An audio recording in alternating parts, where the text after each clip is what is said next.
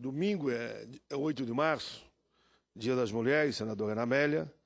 Eu vou falar hoje sobre 8 de março, Dia Internacional das Mulheres, já que hoje é sexta, é o último dia útil antes de 8 de março.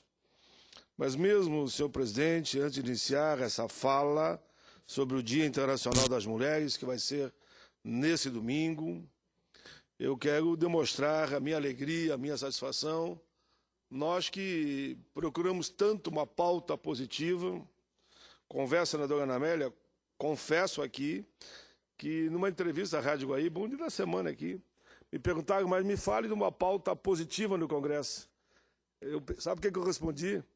Não faz isso comigo, porque não tem nada de pauta positiva. Graças a Deus, estamos discutindo a reforma eleitoral com os entraves, mas ele falava de uma pauta positiva que nós estávamos caminhando e que estava votando. Eu disse, olha, não tem nada praticamente votando, há uma certa paralisia, infelizmente, nesse momento. E isso, o que aconteceu ontem na Câmara, quero cumprimentar os deputados e deputadas que aprovaram o Estatuto da Pessoa com Deficiência. O Estatuto da Pessoa com Deficiência é uma luta de mais de 20 anos. Eu fui o que apresentou o Estatuto, mas foi construído pela sociedade. E a Mara Gabrilli, quero aqui render minhas homenagens a ela, do PSDB. Mas eu sempre digo que quando a causa é boa, eu não quero saber qual é o partido, se é o PSB, se é o PSB, se é o DEM, se é o PT, se é o PP, importa que a causa é boa. E a Mara Gabrilli, que vocês conhecem muito bem, ambos conhecem, ela é uma cadeirante, diz que o discurso dela na Câmara ontem botou todos os deputados de pé aplaudindo e aprovou o Estatuto que estava encalhado lá. Nós tínhamos aprovado aqui no Senado já, questão de 6, 7 anos, e lá não andava. Aí ela pegou, me ligou depois da aprovação, no meio da noite chorando, porque ela vive o problema. Nós somos agentes do processo e tal, mas eu queria então, num primeiro momento, senadora Ana Amélia, já vou dar uma parte para a senhora, porque eu acho que merece um comentário. Nesse dia que eu vou usar a tribuna, estou usando para falar de 8 de março, Dia Internacional das Mulheres, eu quero fazer a primeira homenagem a Mara Gabrilli, uma cadeirante, uma pessoa com deficiência, pelo relatório feito e aprovado ontem e vem agora para o Senado. Eu tenho certeza que o Senado vai aprovar também com rapidez e aí, claro, nós poderemos, num pronunciamento no momento adequado, homenagear todos aqueles que participaram, inclusive a Secretaria de Direitos Humanos da Presidência da República, o Pastor que foi ministro, trabalho brilhante da Secretaria de Direitos Humanos, participou sempre desse debate, com a Maria do Rosário, com a Adeli Salvati, ambas ministras dessa área. Enfim, todos os partidos participaram, todos. Não teve um partido que não deixou de dar a sua contribuição. Senadora Ana Amélia, antes que eu entre no outro assunto, eu gostaria de receber eu queria apenas endossar e apoiar a Vossa Excelência. A Mara Gabrilli, claro, ela vive o drama da deficiência, ela tem graves dificuldades de mobilidade, é cadeirante, e ela tem tido nesse universo, que é muito expressivo em nosso país, uma atuação destacada e exemplar. 45 milhões de pessoas têm algum tipo de deficiência. E eu queria também dizer, senador Paulo Paim, que todo o empenho dela, ela também tem recebido lá na Câmara dos Deputados. Eu acompanho a questão relacionada a doenças raras, que é outro tema, e aí eu também registro a atuação do nosso colega, agora senador Romário, que assumiu essa semana a Comissão de Educação, Cultura e Esporte, pelo seu envolvimento, que também tem, digamos, vive na família. Ajudou, inclusive, na redação final do Estatuto. É por isso que eu faço questão, porque nós temos que valorizar o trabalho de parlamentares. Como disse Vossa Excelência, não importa o partido, importa a causa que abraçam. E é muito importante que tenham esse comprometimento. Então, penso também que os ganhos, não só com a questão que alcança homens e mulheres, mas por ter sido uma mulher, a Mara, a autora e a responsável pela relatoria desta matéria tão relevante, que beneficia os deficientes em nosso país. Também ontem nós aprovamos aqui uma matéria que veio da Câmara, que dá a homens e mulheres o direito para o registro dos filhos. A mulher pode ir no cartório e registrar o filho. A nossa legislação precisa com maior agilidade e a Casa está cumprindo. Então, quando Vossa Excelência fala das boas notícias, eu penso que essas são... A própria Câmara também votou a questão do feminicídio, que é um agravamento das penas, quando, no caso do assassinato de mulheres, já tivemos avanço com a Lei Maria da Penha, iniciativa da Casa, do Congresso Nacional, com a participação não só de mulheres, mas do envolvimento dos nossos líderes dos partidos políticos e também do comando da Câmara dos Deputados e aqui do Senado Federal. Eu penso que essas são conquistas importantes. Muito mais temos que avançar. Por exemplo, no protagonismo das mulheres na área política, que ainda é pequena. Maior queixa, as mulheres não têm participação no fundo partidário, não é uma definição percentual, tem 30% na nominata. Mas isso não é tudo. Ela não pode fazer uma campanha, ela não pode se dedicar a uma campanha se ela não tiver as condições hoje dadas no conjunto dos candidatos dos partidos políticos. Então, eu acho que é um passo a passo. E já se avançou, mas temos que avançar ainda muito mais. Eu quero cumprimentar Vossa Excelência pela homenagem às mulheres. Aqui, que falo em nome das colegas mulheres senadoras, e Vossa Excelência, então, sempre antenado e sintonizado com a pauta do dia, senador Paulo Paim. Muito obrigada. Eu informo já a Casa que segunda-feira eu farei um pronunciamento específico sobre essa questão do Estatuto da Pessoa com Deficiência, reconhecendo todos os atores, desde Flávio Arnes, o primeiro relator, desde Celso Russomano, o segundo relator, Maia Gabrilha, a terceira relatora, quantas reuniões, quantos seminários, foi praticamente 20 anos desse debate que agora a gente vê se tornar realidade.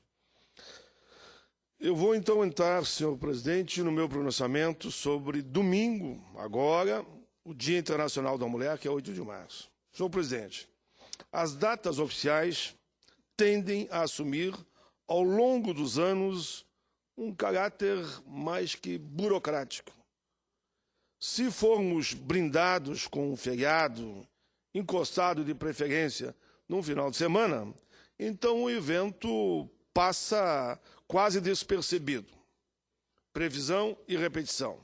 Em diversas facetas da vida social, muitas vezes caem de forma automática na indiferença coletiva. Assim, em muitas ocasiões, apenas aquelas pessoas e grupos diretamente vinculados ao fato empenham-se em celebrar determinada data e que hoje, em estrita medida, não chega a ser muito difícil. Com as redes sociais, como o Facebook, Twitter, WhatsApp e outros, diversos círculos são acionados, mobilizados, proporcionando assim uma alegria instantânea e um trabalho até coletivo a nível nacional e internacional.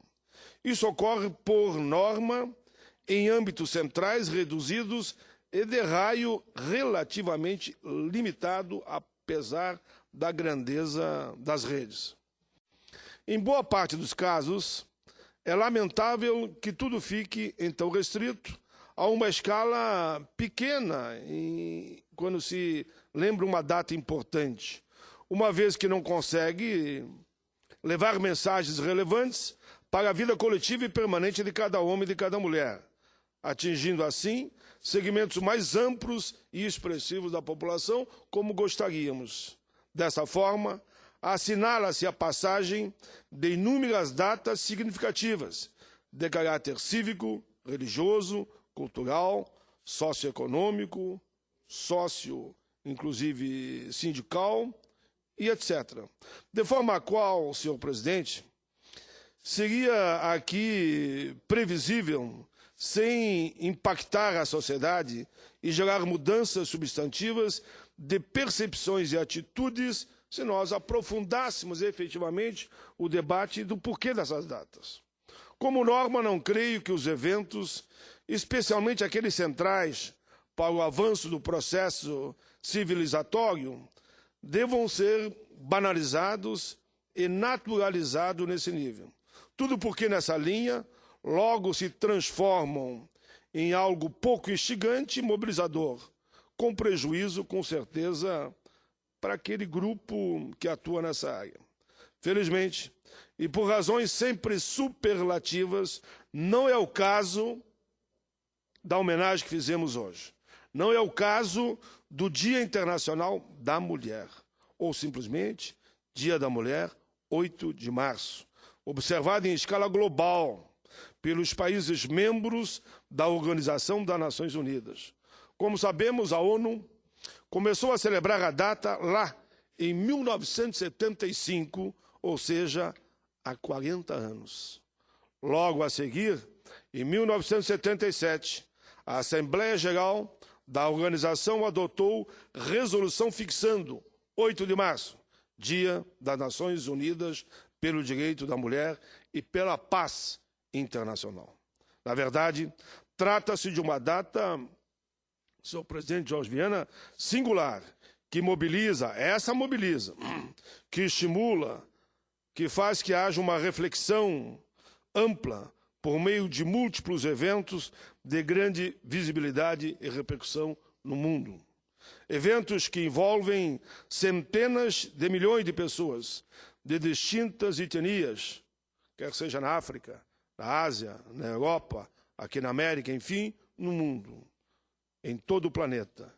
Embora ainda estejamos claramente distantes de um cotidiano legal, social, cultural e econômico que garanta a homens e mulheres a igualdade de oportunidade e reconhecimento coletivo de maneira objetiva e não apenas retórica, penso que, apesar de tudo, estamos avançando. Estamos avançando gradualmente nas últimas décadas, como temos hoje já em diversos países do mundo, uma mulher como presidenta, e vou me localizar no caso nosso aqui do Brasil, que é a presidenta Dilma Rousseff, que conheci há mais de 30 anos atrás. Contudo, senhor presidente, recebemos diariamente notícias dos mais diversos países acerca das tremendas distorções, das discriminações e dos mais odiosos crimes cometidos contra as mulheres em todo o mundo, em especial em escala nada contida, aqui mesmo no Brasil, que apesar da Lei Maria da Penha, a violência contra a mulher continua avançando. E me lembro aqui de propostas da nossa querida senadora Gleisi Hoffmann, que aumenta as penas da Lei Maria da Penha para aqueles que agridem as mulheres. Senhor presidente, temos assim bem evidentes, e não apenas episódicas, mas regulares violações com inexplicáveis retrocessos e desacelerações em cada um dos distintos âmbitos que compreendem a efetiva institucionalização e observância da igualdade de gênero. É uma realidade triste para o Brasil e para o mundo, mas sobretudo para a própria humanidade, nós que falamos tanto em direitos humanos. Os impasses e as agressões que se sucedem em bases cotidianas contra mulheres são uma verdadeira desonra, uma covardia que deixa a todos nós perplexos, constrangidos e indignados. Felizmente, senhoras e senhores senadores, por detrás da sonhadora, tradicional e cultivada imagem do brasileiro cordial, existe um cotidiano, infelizmente, um cotidiano público selvagem que resulta em mais de 55 mil assassinatos de homens e mulheres nas ruas do país, conforme o último censo. Por detrás dessa imagem idealizada de brasileiro cordial, existe, e não dá para negar, a violência doméstica, que destrói lares e compromete o futuro de milhões de crianças e adolescentes, expondo à agressão e ao desrespeito à mulher desde a mais tenra idade. Por detrás da tradicional imagem de brasileiro cordial, existe sim a discriminação intensa da mulher no mercado de trabalho. Ninguém tem dúvidas que a mulher ganha um salário menor que o homem na mesma atividade. No mercado de trabalho, do chão de fábrica aos gabinetes mais luxuosos da Avenida Paulista, da escola de bairro à universidade, do botequim ao restaurante mais refinado, a mulher sempre recebe um salário menor, a não ser poucas exceções. Vejamos alguns dados dessa realidade, reunidos e consolidados por pesquisadores sociais, profissionais do mercado, veículos de comunicação e instituições respeitáveis e respeitadas, repito. O Censo do Ensino Superior de 2013, divulgado no segundo semestre do ano passado, mostra que as mulheres detêm a maioria dos ingressos nos cursos de graduação, ocupando 50,5% das vagas das faculdades e universidades brasileiras. E isto em uma linha ascendente, já que no ano anterior a participação feminina estava em 55%, agora está em 55,5%. De acordo com o Conselho Nacional de Desenvolvimento Científico, CNPq, há equilíbrio dos dois gêneros na produção científica em números absolutos. Na iniciação científica, as mulheres têm presença marcante e respondem por 60% da ocupação das bolsas. Contudo, ao longo da carreira acadêmica, a participação feminina tende a ser reduzida, chegando-se ao ponto em que somente 1/4 dos chefes de laboratórios de pesquisa científica no Brasil é composto por pesquisadores do sexo feminino. Aí, quando chega na hora de ocupar postos importantes, ela fica, nesse caso aqui, com somente 1/4 desses espaços. A professora Ildete Araújo, da Universidade Federal Fluminense, e ex-integrante da Secretaria de Políticas da Mulher e da Presidente da República, parece resumir, em uma frase curta e contundente, a situação de gênero da ciência entre nós. Diz ela, a ciência é branca e é masculina. A ciência é branca e é masculina. Matéria publicada pelo jornal O Globo, no final do mês passado, em fevereiro mais precisamente, mostra que, em média, os homens ganham mais que as mulheres em praticamente todas as atividades. Ainda bem que aqui no parlamento é igual, né? Embora as mulheres só são menos que 10%, mas pelo salário é igual. Entre 40 ocupações com salário comparados, por jornada de 40 horas semanais, no ano de 2013, em apenas 2 atividades, somente em 2 atividades, as mulheres ganham um pouco mais do que o homem ou empatam, somente em 2 atividades. A situação salarial privilegiada dos homens, segundo o levantamento, ocorre em profissões de nível superior, como medicina, direito, magistério superior, e também naquelas atividades que prevalece tradicionalmente a participação feminina, como costureira, auxiliar de enfermagem e recepcionista. Mesmo aí, o homem ganha um salário maior. Registro, senhoras e senhores, senadores, que fui relator aqui na Casa, e até hoje não entendi por que a Casa não aprovou. A gente fala tanto em Semana da Mulher, de homenagem para a mulher, mas não aprova. E vou explicar, senador. Projetinho singelo, não é meu o projeto. O projeto é do deputado Marçal Filho. Me refiro que fui relator ao PLC 130 de 2011, de autoria do deputado Marçal Filho, que estabelece somente o seguinte: mulher e homem, na mesma atividade, tem que ter o mesmo salário. Tem que ter o mesmo salário na mesma atividade. Só diz isso. Pois bem, fiz o relatório nas comissões, chegou aqui no plenário, e eu até repito a ver essa frase, quando eu vejo o projeto foi remetido para a Comissão de Infraestrutura. O que tem que ver infraestrutura com análise? Se fosse para cá e fosse para ações sociais, direitos humanos, até eu entenderia. Enfim, a minha relatoria nessa casa dei o parecer favorável e aprovado por unanimidade ainda em março de 2012. Então, há praticamente um ano ele está engavetado. Não sei que força oculta é essa, que todo mundo defende que mulheres e homens têm que ter o mesmo direito. Mas na UH não voto. Então eu faço um apelo a Vossa Excelência, senhor presidente. É um projetinho simples, só diz isso. E isso, inclusive, está no texto da Constituição já. Só que a gente regulamenta, mas conforme lei, nós regulamentamos a lei. Não fui eu, foi o deputado Marçal Filho. Eu não sei nem o partido dele, mas também não me interessa. Me interessa que era um belo projeto. E eu aprovei exatamente como veio da Câmara. Senhor presidente, diante de um quadro desses, aliado ainda à pequena participação feminina na política, o Brasil acabou por recuar 9 posições no levantamento de igualdade de gênero do Fórum Econômico Mundial 2014.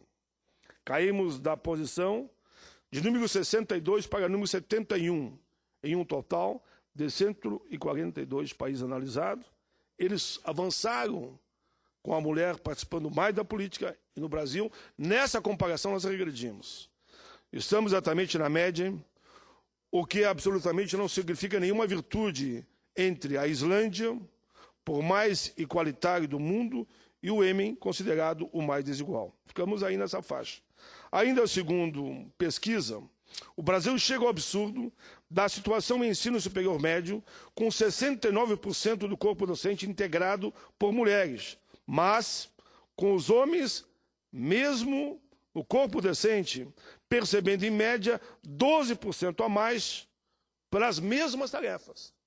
Seja reitor, seja professor, seja mestre, com o mesmo grau de escolaridade, de conhecimento, de graduação, ainda assim mesmo, a mulher ganha 12% a menos. A OIT, e vou passar em seguida para Vossa Excelência, senador, a OIT, depois de pesquisar 1.200 empresas de 39 países, representadas ali todas as regiões do mundo, concluiu que, no ritmo atual, seriam necessários entre 1 e 2 séculos, dados da OIT, não é do PAI, não é do DIESE, não é do DIAP, não são das centrais. Seriam necessários entre 1 e 2 séculos para que seja alcançada a igualdade de gênero nos mais altos cargos das grandes corporações a nível do planeta. Por favor, senador.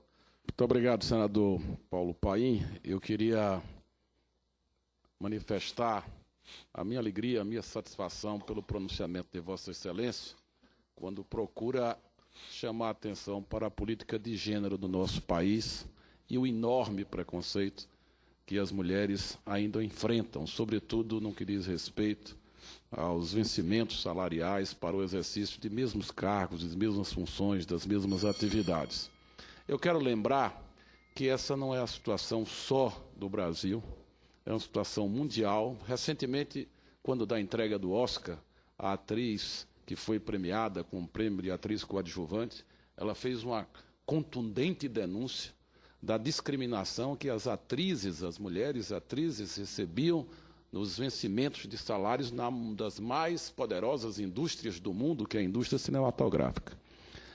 Aqui no Brasil também é importante, eu tive a oportunidade de me pronunciar essa semana sobre esse tema, que essa discrepância entre os vencimentos de salários entre homens e mulheres não se explica em função do desenvolvimento do Estado, porque o presidente desta sessão, o senador Jorge Viana, que é do Acre, é no Acre que está a menor discrepância entre salários de homens e mulheres. E o Acre não é o estado mais rico da federação. É o 21º no ranking do IDH. E o estado de Santa Catarina, que é o 3º no ranking do IDH, é quem ostenta a maior diferença entre salários de homens e mulheres no Brasil. Portanto, eu queria lhe parabenizar nesse pronunciamento por ocasião do transcurso do Dia Internacional da Mulher, quando Vossa Excelência ocupa a tribuna do Senado para reclamar e reivindicar a atenção desta Casa e do Congresso Nacional para que a gente possa juntar esforços na implementação de políticas de gêneros que possa valorizar a participação da mulher na nossa sociedade. Muito bem, senador. Eu quero cumprimentar Vossa Excelência. Vossa Excelência já foi ministro e mostrou aqui de improviso que efetivamente conhece essa realidade, estuda o problema e com certeza vai estar nesse time aqui que quer construir apenas uma política de igualdade. Direitos iguais para negros, brancos, homem ou mulher, enfim, que todos tenham os mesmos direitos. Mas cumprimento a Vossa Excelência. Senhor presidente, avançando no meu pronunciamento aqui, eu queria lembrar que países latino-americanos, como o Brasil e o México, por exemplo, integram o grupo onde as mulheres conquistaram entre 5% a 10% dos assentos nas diretorias. Situação menos favorável, conforme a pesquisa, do que o Chile, do que a Índia, que o Japão, que a Rússia. Nações onde a presença feminina na direção de grandes empresas é diferenciada. também não é nada além, fica praticamente no mesmo patamar. Aqui, na verdade, faz uma crítica também a esses países. Nós estamos na média desses países, que são os países mais atrasados em matéria de desenvolvimento das mulheres. Todos esses dados, entre tantos outros, que poderiam ser trazidos a esse plenário nessa manhã, mostram a todos nós que, para atingirmos a igualdade de gênero, ainda devemos trilhar com extensa firmeza e determinação um longo e árduo caminho que coloque o Brasil nos trilhos da igualdade, da liberdade e da justiça. Sem deixar de lembrar os avanços até aqui conseguidos, precisamos ser realistas. A tão almejada paridade social, cultural e econômica entre homens e mulheres permanece ainda distante. Mas, senhor presidente, uma boa evidência de que alguns passos nós demos, progressos concretos, para que não nos deixemos abater só pelo pessimismo. Eu quero dizer, senador, que eu sou sempre ainda um otimista. Eu sempre acho que podemos, apesar do quadro às vezes negativo, que podemos avançar. Que não se confunde com o indispensável realismo, mas que pode ativar e sustentar um otimismo sensato e equilibrado. Aqui podemos lembrar das eleições presidenciais no Brasil, e repito, como é o caso da presidenta Dilma. Claro que são fatos raros. Deve ser umas 4 ou 5 mulheres em todo o mundo. São raros os países que tiveram a possibilidade de registrar uma sucessão presidencial por meio do voto direto de todo o seu povo, com 3 mulheres disputando a posição política mais importante da nação, como foi o caso nosso último. No ano passado, como todos recordamos, tivemos nada menos que 3 mulheres. Dilma Rousseff, sagrada nas urnas em todo o país como o segundo foi consagrado ela o segundo mandato, Marina Silva, seu partido, permita que eu lembre, PSB, e Luciana Genro, concorrente à presidência da República, que é lá do meu Rio Grande do Sul, filha do ex-governador Tasso Genro. Faço uma referência ao ex-senador Aníbal Diniz, senador Jorge Viana. Vossa Excelência muito tolerante comigo e eu com Vossa Excelência, e nessa sexta-feira nós vamos desenvolver um pouquinho a mais, mas já estou indo para os finalmente. Faço uma referência aqui ao ex-senador do Acre, Aníbal Diniz, do PT. Tenho a honra de relatar um projeto de autoria desse senador, o PLS 132 de 2014, que destina uma das vagas para as mulheres nas eleições de que houver renovação de 2/3 nas cadeiras do Senado. Senadora Ana Amélia, nós que coincide a nossa período eleitoral, Vossa Excelência aprovado aqui, já sai um passo na frente desse senador, que uma vaga tem que ser das mulheres. Te cuida. Essa proposta, senador, é a realidade, mas estou que ser coerente com aquilo que eu estou relatando, né? Essa proposta está na Comissão de Constituição e Justiça. Atualmente, menos de 15% das vagas do Congresso Nacional são ocupadas por mulheres. As mulheres hoje representam 51% da população e é um absurdo a exigência legal de apenas 30% de candidaturas femininas nas eleições para cargos proporcionais, como deputado federal, estadual e vereadores, mas não tem uma regra mais clara na questão do Senado. E esse é o objetivo do senador Aníbal Diniz. O Brasil, em relação aos outros países do mundo, está lá embaixo na participação das mulheres na vida política. Para uma nação que, durante quase todo o século XX, manteve-se notadamente conservadora, abalada por seguidas rupturas institucionais, golpes militares, e que retomou a democracia há menos de 3 décadas, é um feito importante e positivo lembrarmos de novo que temos uma mulher na presidência da República. Na realidade, um feito que haverá de se multiplicar, espero eu, ao longo das nossas vidas. Senhor presidente, ao celebrarmos o transcurso desse dia tão importante, o Dia Internacional da Mulher, no ano de 2015, temos a oportunidade, todos e cada um de nós, e representantes populares no Parlamento, de refletir, adotar atitudes e incentivar práticas que permitam a igualdade de gênero para a construção cotidiana de um Brasil melhor e menos desigual. Parabéns hoje e sempre às mulheres brasileiras, às mulheres do mundo. Além de cultivar o passado, projetam elas o futuro, Cada uma de vocês tece e compõe a melhor parte do cotidiano de todos nós. Registro para encerrar, senhor presidente, a última folhinha aqui.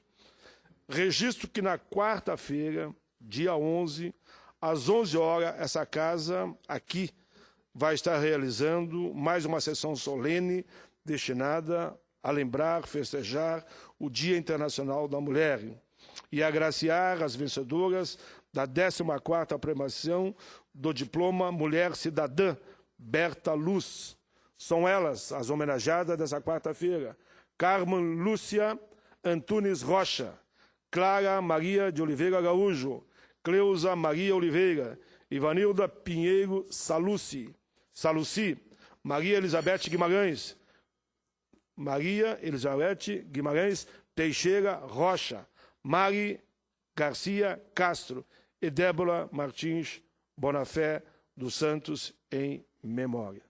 Senhor presidente, vida longa às mulheres no Brasil e no mundo. E só concluo aproveitando ao senador que estiver em Brasília, já é um outro assunto, que segunda-feira pela manhã vamos ter, na Comissão de Direitos Humanos, 9 horas, um debate sobre a situação dos caminhoneiros no Brasil. Pegando toda a realidade, encontros, desencontros, e eles sairão daqui e no outro dia vão ter um encontro com o governo, coordenado ali, aquela equipe, pelo ministro Miguel Rosseto, para que se faça ali o que eu chamo a concertação definitiva do grande entendimento para que o caminhoneiro não perca mais com o frete. E eu repito aquela frase que eu ouvi de um deles: caminhão parado é prejuízo, caminhão andando é prejuízo redobrado. É o que eles me disseram. Então, mas está avançando. Eu sei que muitas empresas já atualizaram o frete. Vai sair desse encontro uma série de medidas que vão na linha do entendimento, e quem ganha com isso é os caminhoneiros, é o Brasil, é o povo brasileiro.